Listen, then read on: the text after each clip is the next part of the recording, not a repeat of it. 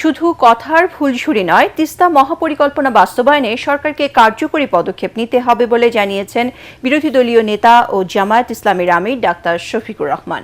রংপুর জেলা স্কুল মাঠে বিভাগীয় সমাবেশে একথা বলেন তিনি। গণভোটের রায় বাস্তবায়নে এদেশ থেকে স্বৈরাচারকে চিরতরে বিতাড়িত করা হবে বলেও জানান বিরোধী দলীয় নেতা। সারা দেশে বিরোধী দলীয় চিফ হুইপ এনসিপির আহ্বায়ক নাহিদ ইসলাম বলেন, বিএনপির ইতিহাস প্রতারণার ইতিহাস।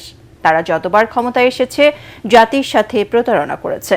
ইহসানুল গনি স্বজনের ক্যামেরায় বিস্তারিত জানাচ্ছেন খায়রুল ইসলাম।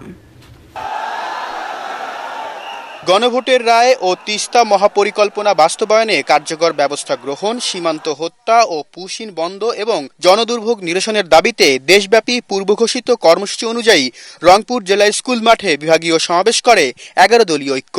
এতে অংশ নেয় বিভাগটির কয়েকটি জেলার লক্ষাধিক কর্মী সমর্থক। ঘণ্টার পর ঘণ্টা তারা বৃষ্টিতে ভিজে নেতৃবৃন্দের কথা শোনেন। রংপুরকে অন্য কোন বিদেশি দাবিদার।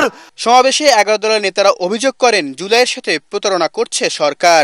এই সংস্কার আমরা চাই, মানবতার বাংলাদেশ চাই। আপনারা কি মানবতার বাংলাদেশ চান? সুশাসন চান?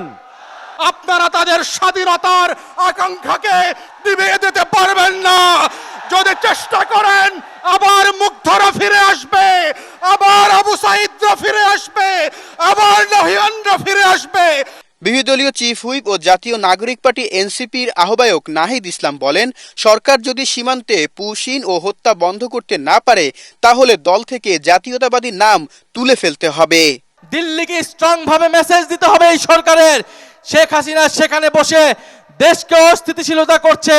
এদেশের ফ্যাসিস্ট মিডিয়ার দোসরেরা সেই সকল তথ্য প্রচার করছে।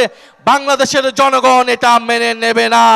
অন্যদিকে বিরোধী দলীয় নেতা ও জামায়াত ইসলামীর আমির ডাক্তার শফিকুর রহমান বলেন, সরকার প্রধান এই রংপুরের এক সমাবেশে গণভোটের পক্ষে হ্যাঁ ভোট চাইলেও এখন তা বাস্তবায়নে তালবাহানা করছেন। বাংলাদেশের একটা জায়গায় শুধু দাঁড়িয়ে বর্তমান প্রধানমন্ত্রী বলেছিলেন ভোট দিবেন দুটো, একটি আমার দলকে আর একটি গণভোটে হা।